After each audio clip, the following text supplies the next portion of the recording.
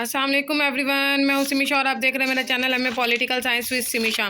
जैसे कि आपको मालूम है कि सरगोदा यूनिवर्सिटी के पेपर्स चल रहे हैं, जिसके अंदर एक पेपर है पाकिस्तान स्टडी का। एक ये ऑप्शनल में पेपर आया हुआ है, पाकिस्तान में फ़ौज का किरदार, military army, role of army in Pakistan है ये पेपर, ठीक है। और इसकी बुक जिसको ना मिले वो मुझसे रब्ता कर सकता है। इसके अंदर ब्रिटिश इंडियन आर्मी का इर्तिका, तनकीदी जायज़ा लें, पाकिस्तान आर्मी का इर्तिका, आज़ादी से कबल और बाद का मुख्तसर जायज़ा लें, 1947 में पाकिस्तान के दिफाई मसाइल क्या हैं, पाकिस्तान आर्मी की तंजीम, ज़ाब्ता इखलाक, ट्रेनिंग का तरीक़ेकार का तनकीदी जायज़ा लें, नीज़ पाकिस्तान फ़ौज के दफाई निज़ाम का भी जायज़ा लें, उन वजूहात का जायज़ा लें जो अयूब खान, यहिया ज़िया और मुशर्रफ के इक़्तिदार में आने का बाइस बने।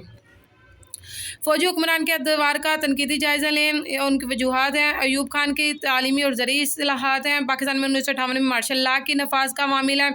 1965 में पाकिस्तान के दिफाई मसाइल हैं। यहिया खान के मिलिट्री निज़ाम हुकूमत का तनकीदी जायज़ा है। 1965 के जंग के असबाब और असरात हैं।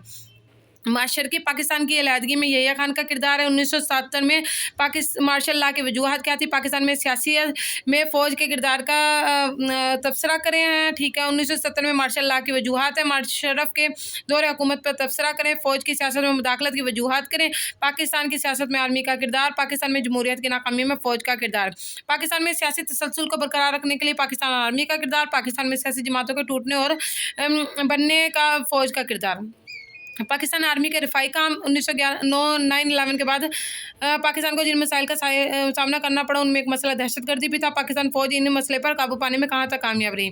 मसला कश्मीर इलाका ही नहीं बल्कि एक बैनुल अक़वामी मसला है, इस पर तबसरा करें। खैर, ये आपका ऑप्शनल पेपर है एमए पाक स्टडी के अंदर, पाकिस्तान में फ़ौज का किरदार। अगर आपको इसकी बुक नहीं मिल रही तो आप मुझसे रब्ता कर सकते हैं 030609888187 पे मुझे व्हाट्सअप कर दें, मैं आपको बुक प्रोवाइड कर देती हूँ। थैंक यू सो मच, अपना ख्याल रखिएगा। अल्लाह हाफिज़।